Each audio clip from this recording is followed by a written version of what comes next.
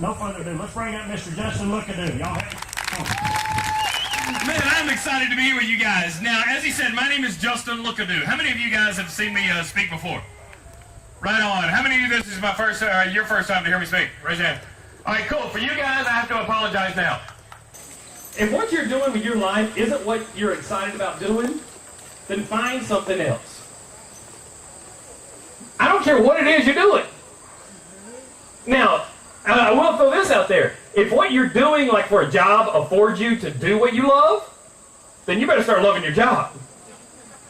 Because that is affording you. You better walk in. But listen, if you are not passionate about what you're doing, because here's the deal. God says this.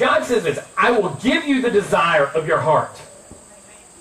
People are always asking me, what's the biggest thing that we can do to influence our kids, to keep them away from drugs, from alcohol, from depression, from all of this stuff? The biggest thing that I would tell you is this. Help your child find their passion.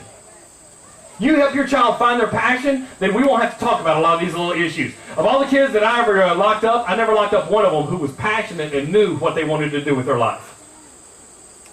I mean, just about every kid that I locked up, what do you want to do when you get out of here, when you grow up and all that? Oh, I'll be a basketball player. Really? You want a basketball team? No, it's not a basketball team. Okay, so you're practicing on your own? No. Okay, so you're running drills, you got a coach? No. All right, so you're studying somebody who did what you want to do, and you're going to do what they did to get where they were? No. All right, then shut up. You don't want to be a basketball player. Listen, help your child find what they're passionate about. You force them to have experiences. Because God gave them something inside of them. God says this, I will give you the desire of your heart. So let me tell you, everybody, a little secret. I've read the end of the book. None of us get out of this thing alive. And I just, a friend of mine who's kind of, I kind of sit under his teachings and stuff, an incredible smart guy. I just heard him say this. I love it. Because it was very true. He said, most of you got to realize that you're in a job that means nothing. None of us want to think that. But we are doing something that nobody will notice. And within the next generation, nobody's going to remember our name. We need to go ahead and accept that. We think that we're doing all this wonderful stuff. No, we're not. Nobody, within a generation, nobody is going to remember our names. I mean, our picture is going to be that little picture that people flip through a generation from that. Who is that? Well, that was your great-great-grandfather. Can't remember his name. But he always sat on the front porch telling the same stories. You know what? What story do you want to retell? Because you start creating that right now. Because when you look and go forward, and that's the one thing that a friend of mine, we always ask each other when we have a decision to make. Do you want to be able to retell that story? Is that a story you want to retell? If it is, great, rock on. If it's not, then go find a story you want to retell. Now, again, I'm not talking about jumping off and you're like, yeah, I'm going to go quit my job. What are you going to do? I don't know. But if it affords you to do those stories that you're going to retell, you do it. And force your students to have a new experience. You need to go have a new experience. Whatever that means for you. Because what you want to do and what I want to do, totally different things. Now people get ready. There's a train coming. You don't need no baggage. Just get on board. All you need is faith to hear the diesels humming. Don't need no ticket. Just thank the Lord, yeah.